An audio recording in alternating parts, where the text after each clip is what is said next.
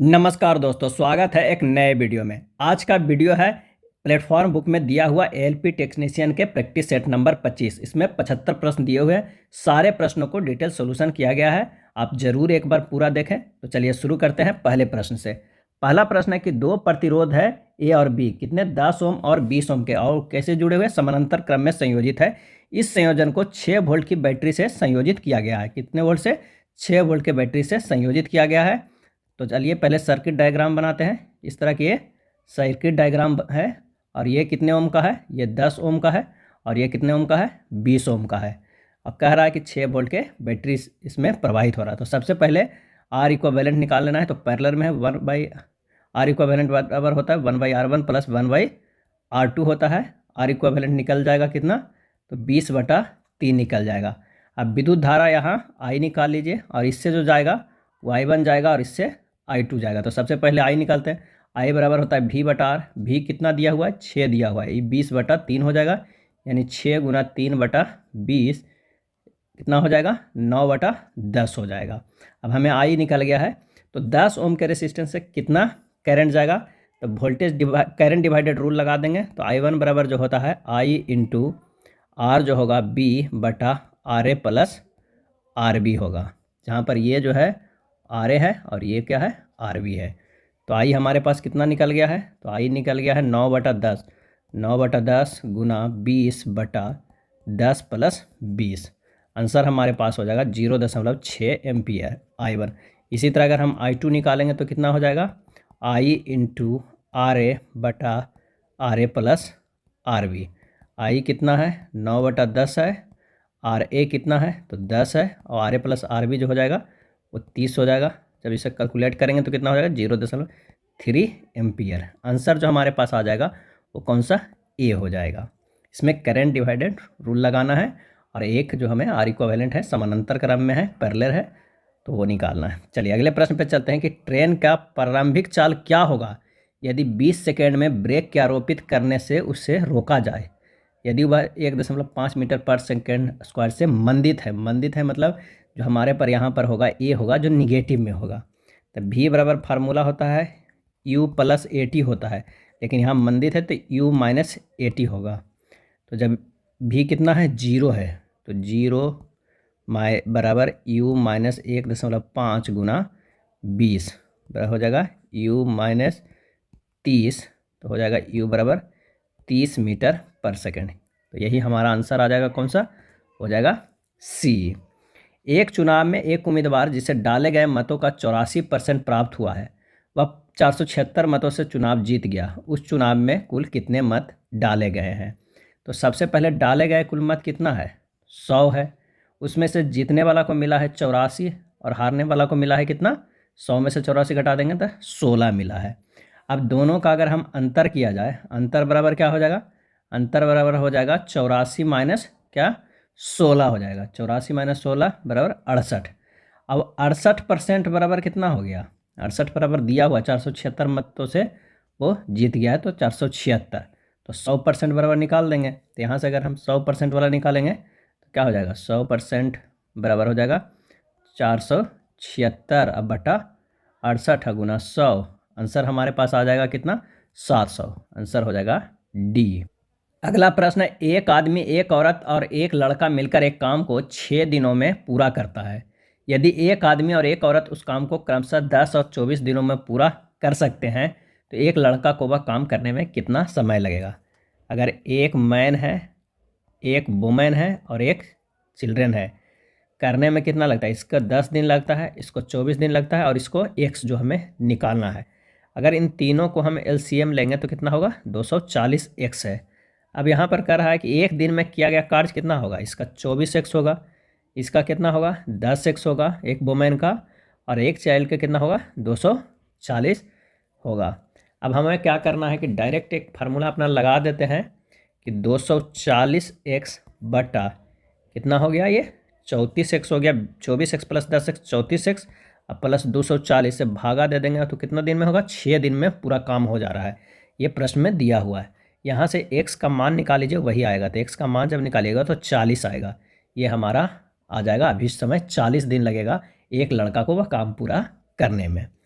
Next प्रश्न है कि गणेश दक्षिण दिशा में 5 मीटर चला। किधर चला? दक्षिण दिशा में 5 मीटर चला और पूरब की ओर मुड़ गया। वह फिर से 5 मीटर चला, पूरब की ओर मुड़ गया और कितना चला? 5 मीटर। पहले भी 5 चला था। अब फिर वह अपने बाएं मुड़ा और 10 मीटर चलने के बाद रुक गया। अब बाएं का मतलब क्या हुआ? वो उत्तर की ओर गया और कितना? 10 मीटर चलने के बाद रुक गया। फिर वह अपने बाएं मुड़ा और 5 किलोमीटर चला। कहाँ चला? 5 किलोमीटर बाएं मुड़ के चला। अब गणेश अपने आरंभिक बिंदु से कितनी दूरी पे है? तो यहाँ से कितनी दूरी हो गई? तो यहाँ से ये दूरी हो गई 5 था, ये टोटल 10 है तो 5 मीटर ही होगा। तो आंसर जो हमारे पास आ जाएगा वो हो जाएगा ए। नेक्स्ट है हॉकिंस रमन की बहन का पति है। जो कोई है कौन सा? तो हॉकिंस जो है वो रमन की बहन, रमन कोई है, रमन है, उसकी बहन का पति है। तो कोई तो होगा जिसका ये पति है। कौन? हॉकिंस। अब रमन जो है क्यूरी का भाई है, तो यहाँ पर आ गया क्यूरी का भाई है, यानी क्यूरी का पति है हॉकिंस। आइंस्टीन क्यूरी का पिता है, यहाँ पर क्या होगा? आइंस्टीन जो है क्यूरी का पिता है और मार्था का पति है। मार्था का भी क्या हो जाएगा? वो पति है। कौन? आइंस्टीन। ये हो जाएगा मार्था। कह रहा है कि आइंस्टीन क्यूरी का पिता है और मार्था का पति है। कौन? आइंस्टाइन। अब मार्था ये हो गया। मार्था के 2 बच्चे हैं और भांजे हैं। मार्था के 2 बच्चे और भांजे हैं। मार्था का हॉकिंस की पत्नी से क्या संबंध? हॉकिंस की पत्नी से ये पूछ रहा है संबंध क्या है, यानी पिता के पत्नी के संबंध क्या हो जाएगा? तो वो माँ ही होगी। तो आंसर जो हमारे पास हो जाएगा बी, माँ। अगला है उस वेन आरेख का चयन करें जो वर्गों के दिए गए समूह के बीच के संबंध को सर्वोत्तम ढंग से निरूपित करता है। रक्त, कंकाल, हड्डियाँ। तो यहाँ पर तो अगर आप देख सकते हैं क्या हो सकता है कि ये हो जाएगा कौन सा? कंकाल। कंकाल के अंदर ही क्या होता है? हड्डियाँ। और रक्त जो है इन दोनों से अलग है। तो आंसर ये हो जाएगा ऑप्शन बी सही। 1925 में घटित हुआ निम्नलिखित में से कौन सा षड्यंत्र ट्रेन डकैती से संबंधित है? और इसका सही आंसर जो हो जाएगा वो हो जाएगा डी, काकोरी षड्यंत्र। 1925 में घटित हुआ काकोरी षड्यंत्र ट्रेन डकैती से संबंधित है। 9 अगस्त 1925 को काकोरी ट्रेन कार्यवाही हुआ था। कब हुआ था? 9 अगस्त को। राम प्रसाद बिस्मिल, राजेंद्र लाहिड़ी, अशफाकुल्ला खां और रोशन सिंह को काकोरी ट्रेन डकैती में शामिल होने के कारण उन्हें फांसी दे दी गई थी।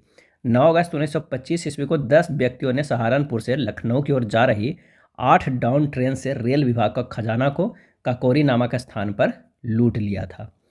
अगले प्रश्न पर चलते हैं। किसी वस्तु को एक 9 सेंटीमीटर फोकस दूरी वाले उत्तल दर्पण के सामने 18 सेंटीमीटर की दूरी पर रखा गया है। इसका प्रतिबिंब की दूरी पर बनेगा। तो दर्पण सूत्र लगा देंगे इसमें 1/v प्लस 1/u बराबर क्या हो जाएगा? 1/f।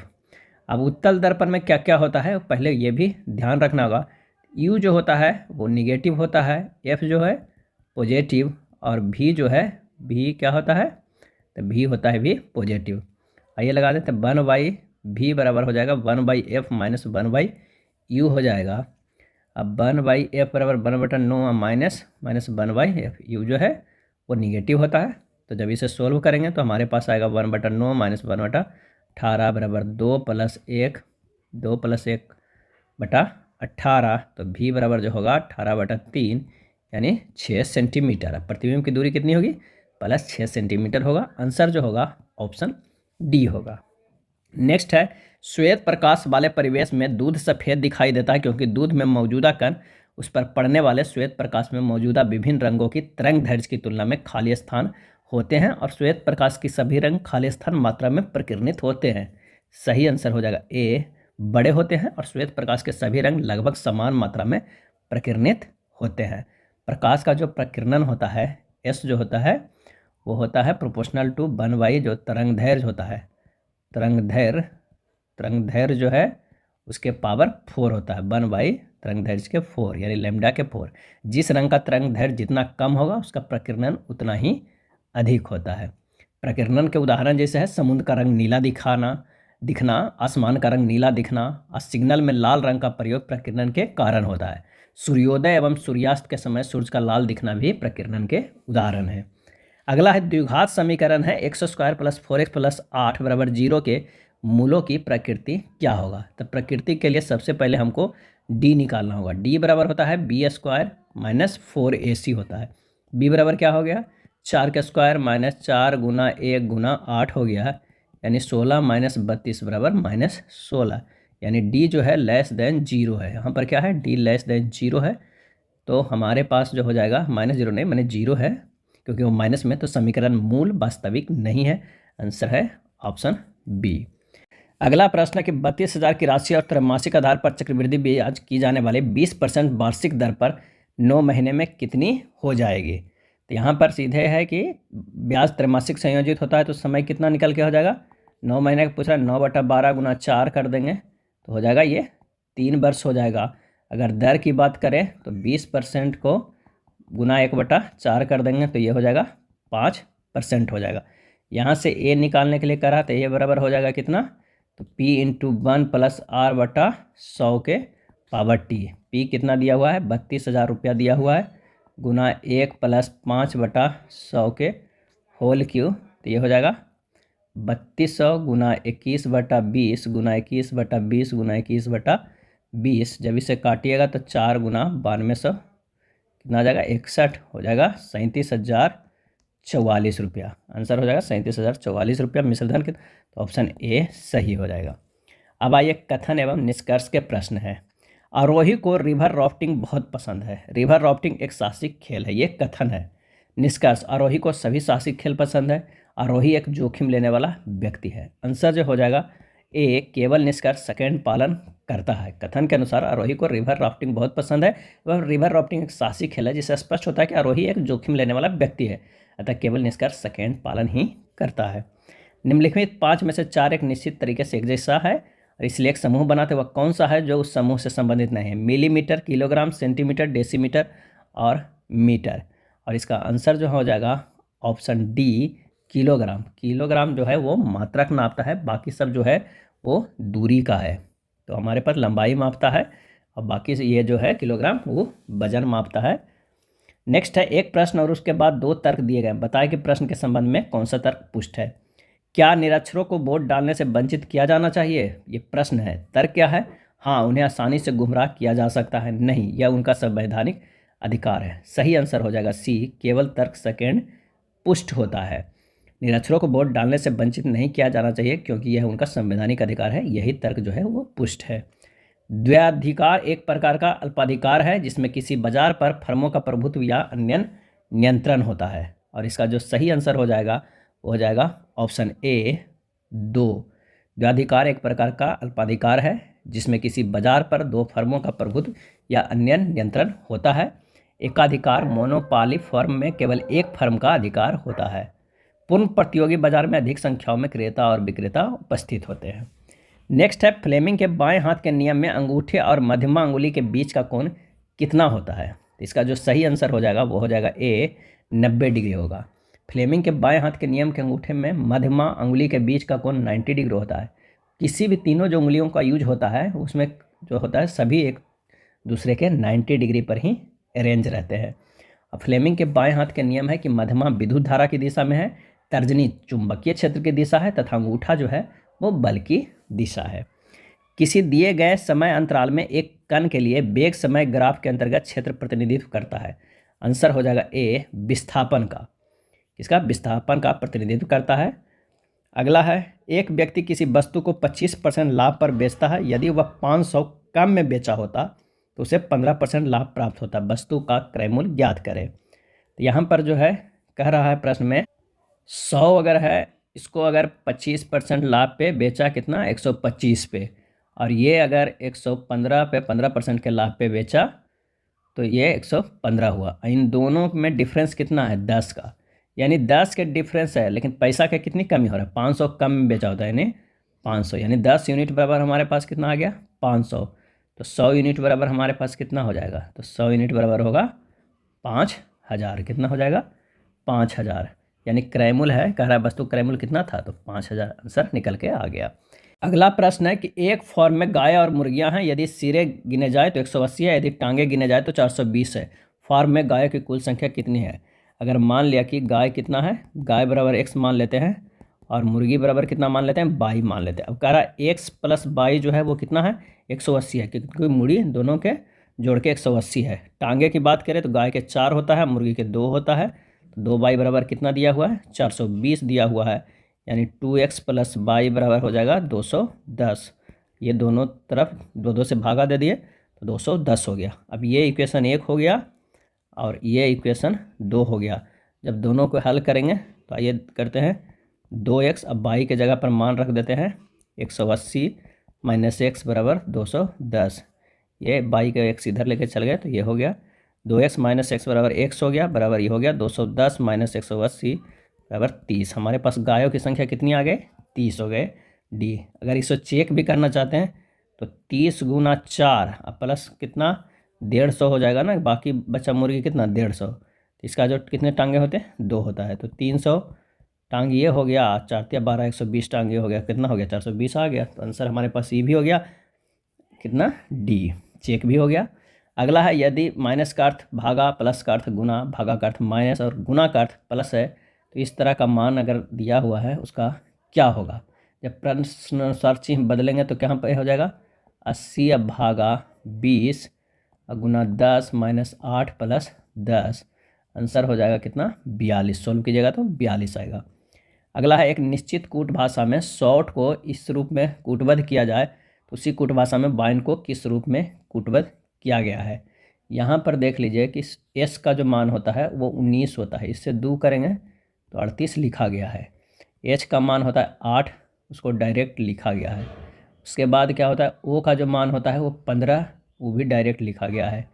टी का मान होता है 20 और उसको 2 से गुना करके 40 किया गया है, यानी बीच में 2 वाला को मान ज्यों के त्यों रखा गया और किनारे दोनों को दुगना कर दिया गया है। वाइन का डब्लू का मान होता है 23 और 23 का गुना होगा 46, आई का मान 9, एन का मान 14, ये डायरेक्ट रखा गया। ई का मान जो होता है 5, उसको गुना कर देंगे क्योंकि आखिरी वाला है तो ये 10 हो जाएगा। आंसर जो हमारे पास आएगा वो होगा बी। एक परिवार में 6 सदस्य है ABCDEF, एक पारिवारिक फोटो खिंचवाने का निर्णय लिया। इसके लिए एक बेड पर बैठ गए, है ना। बी डी के दाएं है, बी जो हमारे पास है वो डी के कहाँ है, दाएं है। ए एफ और सी के बीच में है, ए जो है वो कहाँ कहाँ पे है, एफ और सी के बीच में है। ई एक छोर पर खड़ा है, ई को हम एक छोर पे रख देते हैं खड़ा है, और ए के बाएं दूसरे स्थान पर है, ए के बाएं दूसरे स्थान पे भी है।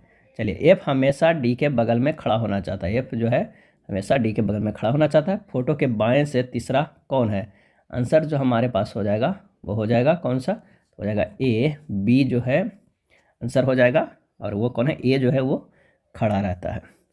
नेक्स्ट है सुभाष चंद्र बोस ब्रिटिश सरकार की नज़रबंदी से किस वर्ष भाग निकले थे।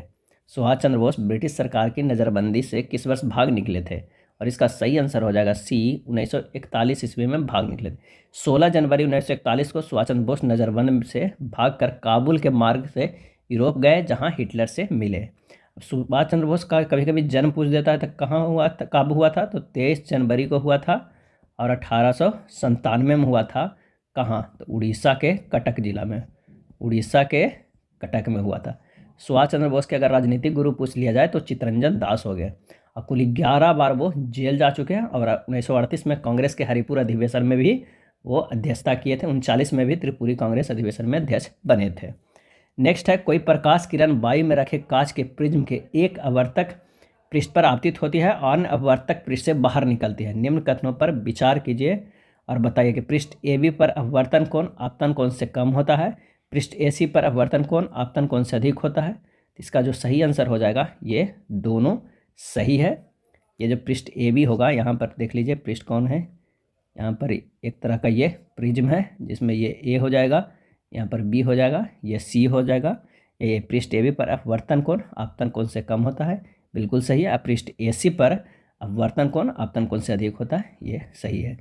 जो कोई किरण गुजरेगा यहाँ से ये जाएगा, फिर यहाँ पर से ये होगा, और लास्ट में ये ज़्यादा झुकाव के साथ निकल जाएगा। हमारे पास ये दोनों स्टेटमेंट सही है। स्वच्छ जल से भरे तालाब की गहराई 18 मीटर प्रतीत होती है। यदि हवा के सापेक्ष जल का अपवर्तनांक 4/3 हो तो तालाब में पानी की वास्तविक गहराई क्या होगी, ये प्रश्न है। अपवर्तनांक म्यू बराबर क्या होता है, तो वास्तविक जो होता है वास्तविक गहराई बटा जो होता है कौन सा, आभासी गहराई। क्या होता है, आभासी गहराई। यानी बस म्यू जो दिया हुआ है 4/3 हो जाएगा, और ये हो जाएगा कितना, r/18। तो r यानी वास्तविक गहराई बराबर कितना हो जाएगा, 18 × 4/3 यानी 24 मीटर। क्या हो जाएगा, 24 मीटर। आंसर जो हमारे पास आ जाएगा हो जाएगा बी। नेक्स्ट है 1/1 + tan² theta plus 1/1 + cot² theta का मान क्या होगा। 1 + tan² थीटा, ये लिखते हैं 1 ये हो जाएगा sec² थीटा प्लस ये 1 क्या हो जाएगा, cos² थीटा हो जाएगा। 1/sec² थीटा बराबर हो जाएगा cos² theta plus cos² theta जो 1 में है वो हो जाएगा sin² थीटा। इन दोनों का मान कितना होता है, तो 1 होता है। आंसर जो हमारे पास हो जाएगा वो हो जाएगा बी हो जाएगा। चलिए x - 1/x बराबर 1 दिया हुआ है, तो इतना का मान क्या होगा। तो सबसे पहले यहाँ पर इसमें से अंश एवं हर में x से अगर हम भागा दे देते हैं तो हमारे पास निकल के क्या आ जा रहा है, तो निकल के आ रहा है x³ - 1/x³ बटा 3x + 5 - 3/x हो जाएगा x³ - 1/x³ बटा 3 × x - 1/x + 5 होगा। जब इसे और सॉल्व करेंगे तो क्या होगा, x - 1/x³ plus 3 × x - 1/x, ऊपर वाला को x³ - 1/x³ को तोड़े हैं, और नीचे क्या कर देंगे कि 3 × x - 1/x रहने देते हैं प्लस 5। अब मान रख देते हैं जो x - 1/x का मान दिया हुआ है। जब इसे रखेंगे तो हमारे पास कितना आ जाएगा, यह आ जाएगा 1 + 3/3 + 5 यानी 1/2। आंसर आ जाएगा 1/2, बी सही। उस सही विकल्प का चयन कीजिए जो दिए गए शब्दों के उस क्रम को दर्शाता है जिस क्रम में वे अंग्रेजी शब्दकोश में आते हैं। इसका सही आंसर हो जाएगा ऑप्शन बी। उस विकल्प का चयन करें जिसका 5वें अक्षर समूह में वही संबंध है जो दूसरे अक्षर समूह के पहले अक्षर समूह से है और चौथे अक्षर समूह को तीसरे अक्षर समूह से है। तो यहाँ पर आइए निकालते हैं। EXA से SHA है, यानी E से अगर हम +3 करते हैं तो ये जा रहा है H की ओर, और X से क्या करेंगे हमें कि वो -5 करते हैं, X से -5 करते हैं तो जा रहा है, और ये से H करने के लिए हमको क्या करना हो, +7 करना। यानी हमारे पास जो सीरीज चल रहा है वो कितना है, +3 का, -5 का और +7 का, 3 के ये सीरीज चल रहा है। उसी तरह अगर हम KNO के देखें तो K +3 करेंगे तो हमारे पास N होगा, और N -5 करेंगे तो क्या होगा, वो होगा I, और O आप +7 करेंगे तो हमारे पास क्या हो जाएगा, V। तो NIV आंसर जो हो जाएगा वो हो जाएगा D। यदि शब्द मार्जिन्स के सभी अक्षरों का वर्णानुक्रम के अनुसार व्यवस्थित किया जाए तो कितने अक्षरों को स्थिति अपरिवर्तित होगा। अगर इसे हम वर्णानुक्रम के अनुसार व्यवस्थित करते हैं आइए तो क्या होगा, करने पर AGIMNRS चेंज कितना का हुआ है, सिर्फ एक का जो है अपरिवर्तित हुआ है, बाकी सब का जो S का है वो लास्ट में है, यहाँ भी लास्ट में बाकी सब एक चेंज हो गया है। आंसर हो जाएगा D 1। अगला है निम्नलिखित में कौन सा पर्व कार्तिक माह की अमावस्या को मनाया जाता है, और इसका सही आंसर हो जाएगा ऑप्शन डी दिवाली। दिवाली पर्व जो है वो कार्तिक मास की अमावस्या को मनाया जाता है। पोंगल तमिलनाडु का में मनाया जाता है, ओनम केरल में, लोहड़ी पंजाब में, और सरहुल जो है वो कहाँ, झारखंड में। Mn जिसका 25 है परमाणु संख्या इलेक्ट्रॉनिक विन्यास क्या होगा, तो ये होगा 2 8 2 10 हो गया, ये 13 और 2 होगा 10 23 2 25 हो जाएगा। ये मैग्नीशियम है, ये डी ब्लॉक के 7B वर्ग में समूह के ये जो है वो तत्व है। चलिए अगला प्रश्न है निम्नलिखित यौगिकों में सक्रिय तत्वों का ऑक्सीकरण संख्या निर्धारित कीजिए। इसका ऑक्सीकरण निर्धारित करना है तो KMnO4 के क्या होगा, तो आइए देखते हैं। KMnO4 के अगर Mn को x मानते हैं +1 + x - 2 × 4 = 0, x - 7 = 0, x बराबर क्या होगा +7। उसी तरह निकालिएगा Cr को x मान के तो हो जाएगा कितना होगा, K2 के है 1 × 2 प्लस Cr के कितना 2x हो गया, माइनस O वाला माइनस में से 2 × 7, आंसर हो जाएगा कितना +6। KClO4 में Cl को अगर हम x मानते हैं तो क्या होगा, K का होगा +1 होता है, Cl का x हो जाएगा, और O के जो माइनस में 2 × 4, यानी हमारे पास आ जाएगा कितना +7 आ जाएगा आंसर। तो ये कौन सा सही आंसर हो जाएगा? ऑप्शन ए हो जाएगा। KMnO4 के +7 और KClO4 के भी +7, K2Cr2O7 के जो होता है +6 होता है ऑक्सीकरण संख्या। निम्नलिखित ग्राफ में विभिन्न महीनों के दौरान राजेश की किराने की दुकान हुई आय को दर्शाता गया है। ग्राफ का अध्ययन करें और पूछे गए प्रश्नों को उत्तर दें कि मई, जून और जुलाई में मिलाकर हुई कुल आय तथा अगस्त, सितंबर और अक्टूबर में मिलाकर हुई कुल आय का क्रमशः का अनुपात क्या है? अनुपात बराबर हो जाएगा कितना? 35 + 35 + 45, अब बटा कर देना है 30 + 40 + 45 इक्वल टू हो जाएगा 115/115, यानी 1:1, यानी तीनों महीना के ये जोड़ के बटा तीनों महीना से भागा दे देना है। आंसर हमारा पास आ गया बी। नेक्स्ट है, एक गोलक और एक गोलार्ध की त्रिज्या वही है तो उनके अपने अपने कुल पृष्ठ का क्षेत्रफल का अनुपात क्या है? तो गोलक की त्रिज्या जो है वो r इकाई है, तो गोलक का पृष्ठ क्षेत्रफल बाई गोलार्ध का पृष्ठ क्षेत्रफल कितना होगा? 4πr² बटा 3πr² हो जाएगा 4/3। आंसर जो हो जाएगा ऑप्शन सी, गोलक और एक गोलार्ध की कह रहा है उसका पृष्ठ क्षेत्र का अनुपात क्या होगा? तो 4:3। अगला है ABCDEFG और H एक वर्गाकार मेज के चारों ओर मेज के केंद्र की ओर मुख करके बैठे हुए हैं। चारों ओर जो होता है केंद्र की ओर मुख करके बैठे, किंतु इनका इसी क्रम में होना अनिवार्य नहीं है। उनमें से कुछ मेज के कोनों पर बैठे हैं जबकि कुछ भुजाओं के ठीक मध्य में बैठे हुए हैं, यानी भुजाओं के मध्य में भी बैठे हुए हैं और कोने पे भी बैठे। एक किसी भी कोने पर नहीं बैठा हुआ है, ये जो है वो किसी कोने पर नहीं बैठा हुआ है, यानी मध्य में बैठा हुआ है।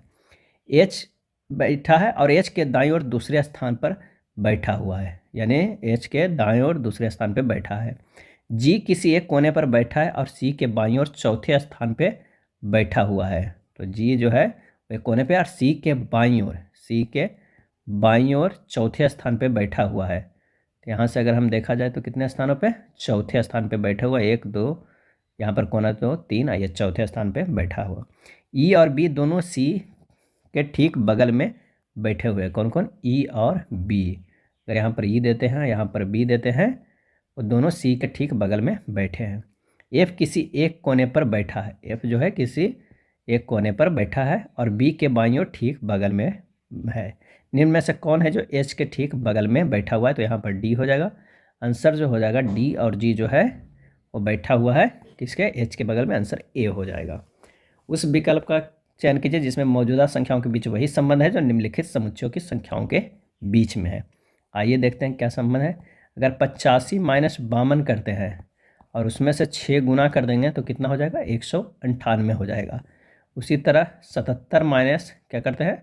32 करते हैं और गुना 6 करते हैं तो 270 हो जाएगा। तो इसमें से चॉइस में कौन हो सकता है?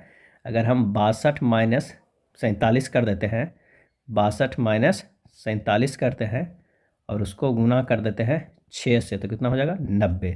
आंसर जो हमारे पास आ जाएगा वो हो जाएगा ए। कथन एवं निष्कर्ष के प्रश्न है, आइए करते हैं। कोई भी उद्यान है जो पार्क नहीं है।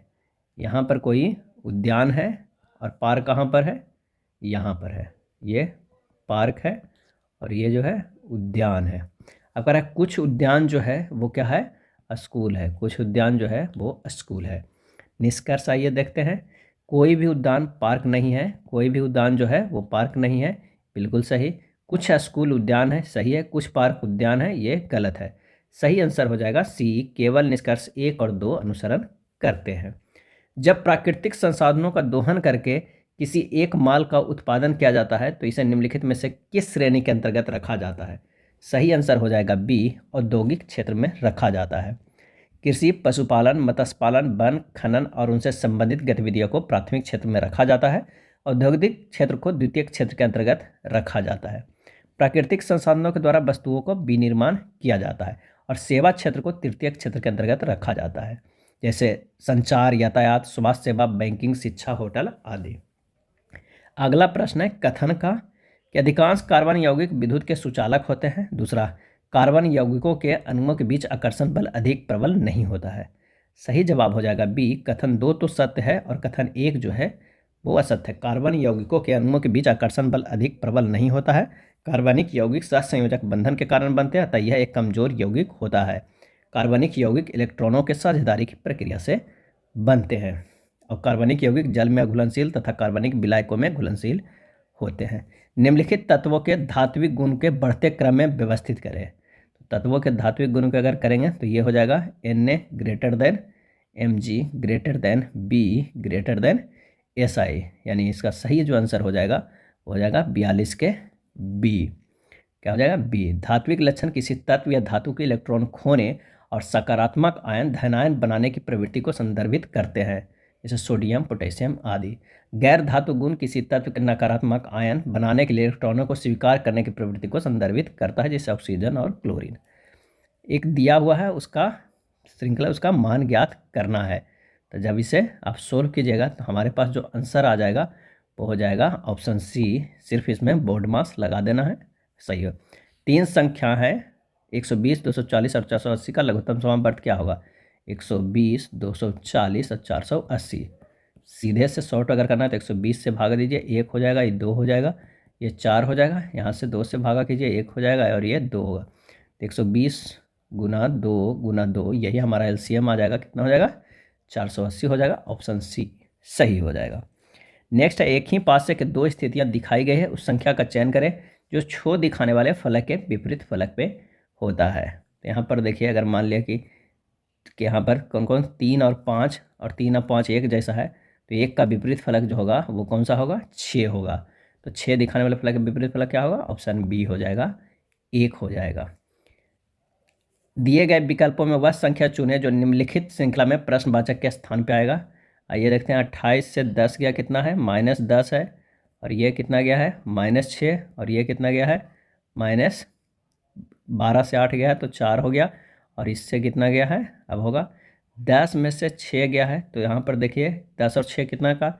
4 का अंतर है। और 6 से 4 कितना का अंतर है? 2 का अंतर है। अब 4 से यहाँ पर 4 का अंतर, यहाँ 2 का अंतर हुआ। अगला क्या होगा? 1 का अंतर होना चाहिए। तो 1 के दुगना 2 का इस टाइप का चल रहा है। तो यहाँ पर क्या किए थे कि 10, 6, 4, तो अब क्या होगा? -3 होगा। यानी 8 में से -3 घटाएंगे तो कितना आ जाएगा? 5 आ जाएगा। आंसर जो हमारे पास हो जाएगा वो 5 आएगा। भोजपाल मेला का आयोजन कहाँ किया गया है? भोजपाल मेला का, और इसका सही आंसर हो जाएगा ए, भोपाल में किया गया है। और पतंग महोत्सव गुजरात में, सूरजकुंड शिल्प मेला हरियाणा में, मांजुली उत्सव असम में, और तेजाजी जो मेला है वो राजस्थान और मध्य प्रदेश में लगता है। नेक्स्ट है, संक्रमण धातुएं किस कारण प्राय अनुचुंबकीय होती है? और इसका सही आंसर हो जाएगा सी, कक्षकों में एक या अधिक अयुग्मित इलेक्ट्रॉनों की उपस्थिति। जो है इसका आंसर हो जाएगा वो हो जाएगा ऑप्शन सी हो जाएगा। संक्रमण धातुएं प्राय अनुचुंबकीय होते हैं क्योंकि इनके कक्षकों में एक या अधिक अयुग्मित इलेक्ट्रॉन उपस्थित होते हैं। डी ब्लॉक के तत्वों को संक्रमण धातु कहते हैं। चलिए नेक्स्ट प्रश्न है, जब बेकिंग सोडा को गर्म किया जाता है तो यह खाली स्थान जल और कार्बन डाइऑक्साइड में परिवर्तित हो जाता है। आंसर हो जाएगा ए, सोडियम कार्बोनेट में परिवर्तित हो जाता है। इसका जो होता है क्वेश्चन 2NaHCO3 हो जाएगा Na2CO3 plus CO3 plus H2O हो जाएगा। 74 किलोमीटर पर घंटा की चाल से चलने वाली रेलगाड़ी X विपरीत दिशा में 52 किलोमीटर पर घंटा की चाल से चलने वाली रेलगाड़ी Y को 12 सेकंड में पार करती है। यदि रेलगाड़ी Y की लंबाई रेलगाड़ी X की लंबाई के 2/3 हो तो रेलगाड़ी X की लंबाई मीटर में ज्ञात करना है। अब एक दूसरे को पार करने में लगा समय बराबर क्या हो जाएगा? ये दूरी बटा जो होता है सापेक्ष चाल, क्या होता है? सापेक्ष चाल, यानी 12 यहाँ पर हो जाएगा। 12 जो दिया हुआ है सेकंड में पार करती है, तो 12 हो जाएगा x प्लस y के गुना 18, ये हो जाएगा 74 प्लस 52 गुना 5 हो जाएगा। सापेक्ष चाल जो है वो कितना होगा? 74 प्लस 52 गुना 5, और ऊपर है x प्लस y गुना 18।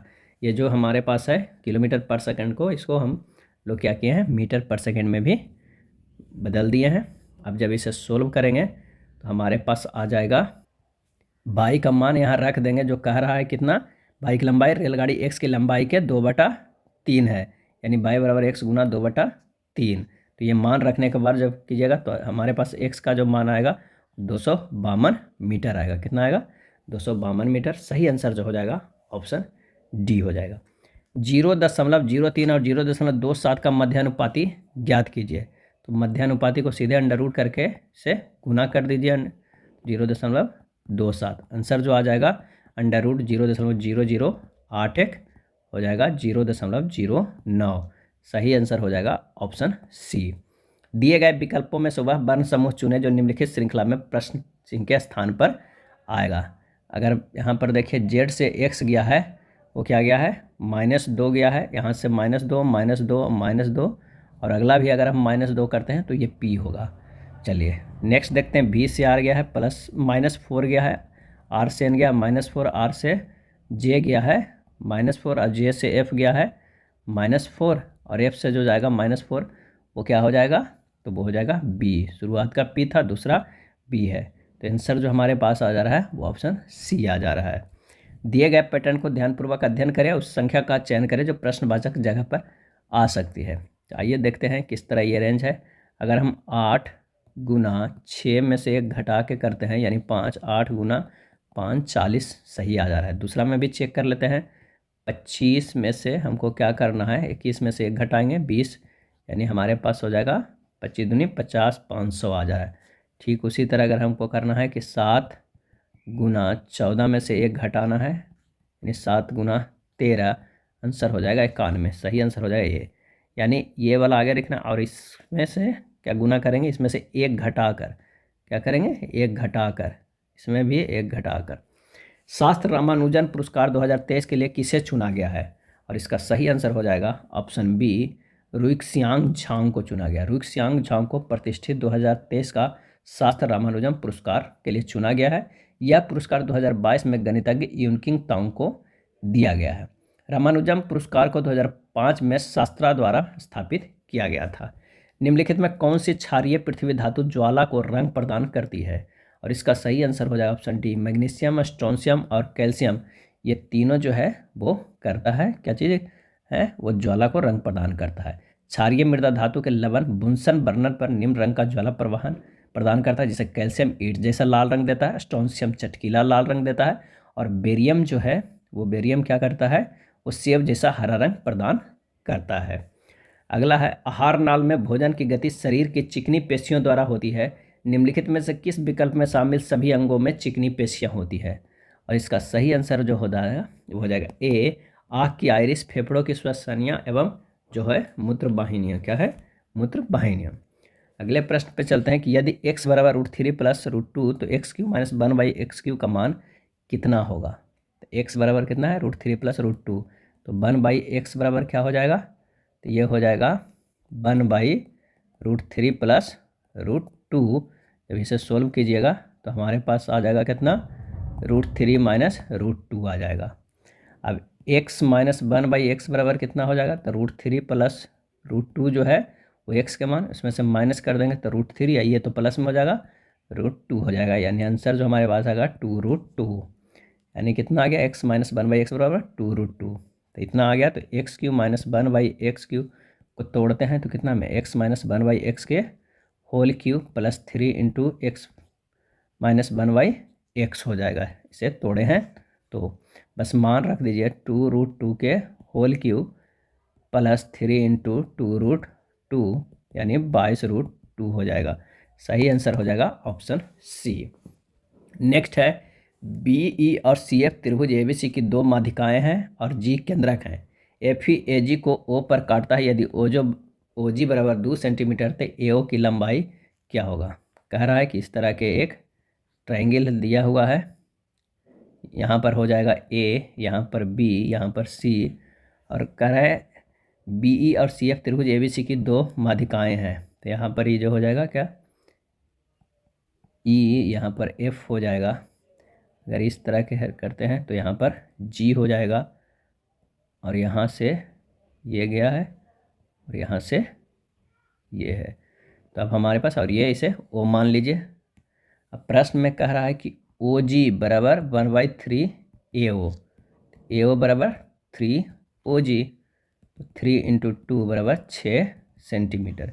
ये हमें लोग जानते हैं कि OG बराबर जो होता है 1/3 AO होता है, तो ये हमारा पास जो थ्योरम आता है उससे निकलता है।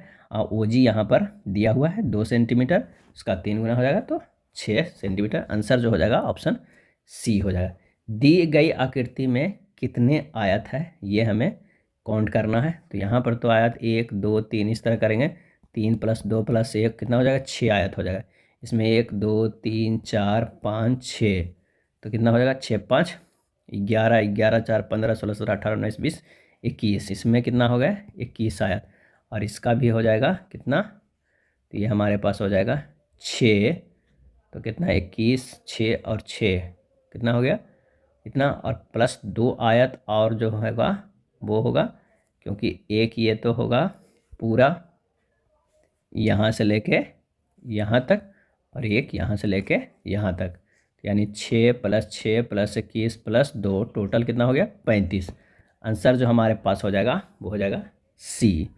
किसी निश्चित कूट भाषा में यू को सी लिखा जाता है, के को एच लिखा जाता है, एल को यू लिखा जाता है, एन को ई लिखा जाता है, एस को एल लिखा, ई को के लिखा जाता है, सी को एन लिखा जाता है। उस भाषा में इस तरह को कैसे लिखा जाएगा, तो सीधे इस कोड पे लिखिएगा, तो होगा HECNHUK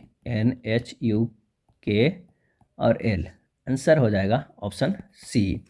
टोक्यो ओलंपिक 2020 में भाला फेंक में स्वर्ण पदक जीतने वाले नीरज चोपड़ा किस राज्य से संबंधित है, और इसका सही आंसर हो जाएगा ऑप्शन ए, हरियाणा से संबंधित है। कहाँ से, हरियाणा से है। निम्नलिखित में से कौन सी विधि एक शल्य चिकित्सा पद्धति है जिसका उपयोग पुरुषों से शुक्राणु के स्थानांतरण को रोकने के लिए किया जाता है। सही आंसर हो जाएगा डी, शुक्र वाहिका को अवरुद्ध किया जाता है। किसे, शुक्र वाहिका को। वैज्ञानिक विधि इसे शुक्र वाहिका को अवरुद्ध कर दिया जाता है, विस्कोटॉमी इसे कहते हैं। कुशिंग सिंड्रोम के कारण होता है। सही आंसर हो जाएगा सी, कार्टिसोल का अधिकतम स्राव। कुशिंग सिंड्रोम के कारण कार्टिसोल का अधिकतम स्राव होता है। कुशिंग सिंड्रोम तब होता है जब शरीर में लंबे समय तक कार्टिसोल हार्मोन को बहुत अधिक मात्रा बनी रहती है। मानव परिसंचरण तंत्र में सभी शिराएं रक्त को हृदय की ओर ले जाती है। फुफ्फुसीय शिरा और अन्य शिराओं में क्या अंतर है। इसका सही आंसर हो जाएगा सी, फुफ्फुसीय शिरा ऑक्सीजन युक्त रक्त ले जाती है। मानव परिसंचरण तंत्र में सभी शिराएं रक्त को हृदय की ओर ले जाती है। फुफ्फुसीय शिरा और अन्य शिराओं में अंतर है कि फुफ्फुसीय शिरा ऑक्सीजन युक्त रक्त में ले जाता है, फुफ्फुसीय शिरा हृदय और फेफड़ों के बीच रक्त का परिवहन करता है। अगला है 40 छात्रों के एक वर्ग में औसत उम्र 20 वर्ष है। जब एक शिक्षक की उम्र को शामिल कर लिया जाता है तो औसत उम्र 3 महीने की वृद्धि हो जाती है। शिक्षक का उम्र क्या होगा, तो शिक्षक की उम्र के लिए डायरेक्ट भी निकाल सकते हैं। 20 क्या था, पहले था। अगर मान लिया कि ये 41 गुना कितना हो जाएगा, 40 छात्र एक बढ़ गया, और ये 3 महीना बढ़ जाता है, 3/12, यही तो हमारे पास आ जाता है। तो ये हो जाएगा कितना, 20 + 10 पूर्णांक 1/4, यानी 30.1/4 वर्ष के वो शिक्षक का उम्र होगा। या इस तरह से भी कह सकते हैं कि 41 लोगों के कुल उम्र माइनस 40 लोगों के कुल उम्र से भी निकाल लेते हैं। तो 41 लोगों की उम्र कितना हो गया, 41 गुना 20 + 3/12 माइनस 40 लोगों के क्या होगा, गुना 20 कर देंगे, कुल उम्र आ गया। जब इसे सोल्व कीजिएगा तो हमारे पास आ जाएगा कितना, 121/4, यानी आंसर जो हमारे पास है वो हो जाएगा सी, 30 वर्ष। 30.1/4 वर्ष, लगभग 30 वर्ष। वह विकल्प चुने जो तीसरे शब्द में उसी प्रकार संबंधित है जिस प्रकार दूसरा शब्द पहले से। डर्मेटोलॉजी त्वचा, तो न्यूनेटोलॉजिस्ट क्या होगा। सही आंसर हो जाएगा बी, नवजात शिशु। निम्नलिखित 4 आकृतियों में से 3 एक निश्चित प्रकार से समान है, एक भिन्न है, उस भिन्न आकृति का चयन कीजिए। आंसर हो जाएगा वो हो जाएगा सी को छोड़कर अन्य सभी विकल्प की आकृति का रंग का जो है वो भाग एक विशेष क्रम में है, लेकिन सी भिन्न क्रम में है, तो यही हो जाएगा। किसी देश में ब्रह्मांडीय रहस्यमय घटनाओं पर नजर रखने के लिए कमल के आकार का उपग्रह आइंस्टीन प्रोब लॉन्च किया है। किस देश ने ब्रह्मांडीय रहस्यमय घटनाओं पर नजर रखने के लिए कमल के आकार का उपग्रह आइंस्टीन प्रोब लॉन्च किया है। सही आंसर हो जाएगा वो हो जाएगा बी, चीन ने। इसमें कमल के आकार को आइंस्टीन प्रोब में 12 पंखुड़ियां हैं और प्रत्येक में वाइड फील्ड एक्सरे टेलीस्कोप है। सापेक्षता के सिद्धांत का खोज किसने किया था, अल्बर्ट आइंस्टीन ने किया था। फैलोपियन ट्यूब के किस क्षेत्र में निषेचन होता है। आंसर हो जाएगा बी, एम्पुला में। कहाँ होता है, फैलोपियन ट्यूब के एम्पुला क्षेत्र में निषेचन होता है। महिला प्रजनन पथ में शुक्राणु के निकलने के बाद ये शुक्राणु गतिशील होकर योनि से होते हुए गर्भाशय ग्रीवा से होते हुए गर्भाशय और आगे फैलोपियन ट्यूब तक तैरते रहते हैं। नेक्स्ट है विशाल मीटरवेव रेडियो टेलीस्कोप GMRT हाल ही में समाचारों में देखा गया है। आंसर हो जाएगा बी, पुणे। विशाल मीटरवेव रेडियो टेलीस्कोप हाल ही में समाचारों में देखा गया है, वो है पुणे। GMRT कम रेडियो आवृत्ति का 40 से 1450 मेगाहर्ट्ज पर निकटवर्ती सौर मंडल से लेकर अवलोकनीय ब्रह्मांड के किनारे तक को खगोल भौतिकीय घटनाओं को अध्ययन करने के लिए एक उपकरण है। नेक्स्ट है, निम्नलिखित में से कौन सा हवाई अड्डा चेक इन सामान को ट्रैक करने के लिए रेडियो फ्रिक्वेंसी आइडेंटिफिकेशन सक्षम टैग पेश करने वाला पहला भारतीय हवाई अड्डा बन गया है? वो है ऑप्शन ए, दिल्ली बन गया है। जब 6, 8, 12 और 20 प्रत्येक में से समान संख्या घटा दी जाए तो परिणामी संख्याएं समानुपात में होती है, तो घटाई गई संख्या खाली स्थान है। तो जब इसे सोल्व करेंगे, ये देखते हैं, करते हैं, 6 माइनस एक्स बटा 8 माइनस एक्स बराबर हो जाएगा 12 माइनस एक्स बटा 20 माइनस एक्स हो जाएगा। इसमें डिवाइडेंडो रूल लगा देंगे, तो कैसे लगाएंगे? 6 माइनस एक्स बटा 8 minus x minus 6 minus x बराबर 12 माइनस एक्स बटा 20 minus x minus 12 minus x, ये यहाँ पर अलग है। तो जब इसे सोल्व कीजिएगा तो हमारे पास जो आएगा वो कितना आ जाएगा? 6 माइनस एक्स बटा 2 बराबर 12 माइनस एक्स बटा 8, एक्स का मान आ जाएगा 4। सही आंसर हो जाएगा ए। उस आकृति का चयन कीजिए जो दी गई आकृति में प्रश्नवाचक चिन्ह के स्थान पर आएगी और पैटर्न को पूर्ण करेगी। सही जवाब हो जाएगा ऑप्शन डी। कौन सा हो जाएगा? डी हो जाएगा। किसी निश्चित कूट भाषा में GIG, FIG, VIC को इस तरह लिखते हैं, इसको इस तरह लिखते हैं, तो निम्नलिखित में से किस कूट भाषा का प्रयोग किया गया है लब के लिए? सही जो आंसर हो जाएगा वो हो जाएगा सी। काफ़ी इजी प्रश्न है, आप इसे सोल्व कर दीजिएगा। सी। हाल ही में प्रसिद्ध खालिस्तान वादक बी शशि कुमार का निधन हो गया। सही आंसर हो जाएगा डी, वायलिन वादक है। कौन सा है? वायलिन वादक बी शशि कुमार का निधन हो गया है। पंडित शिव कुमार शर्मा संतूर वादक से संबंधित है। हाल ही में शास्त्रीय संगीतकार और निपुण संगीतज्ञ लीला आमचेरी का भी निधन हो गया है। TN कृष्णन वायलिन वादक से संबंधित है। उस्ताद अल्लाह रखा और उनके पुत्र जाकिर हुसैन जो है प्रसिद्ध तबला वादक है। यह था ALP टेक्नीशियन का प्रैक्टिस सेट। अगर वीडियो अच्छा लगा तो लाइक एंड शेयर कर दीजिएगा। धन्यवाद।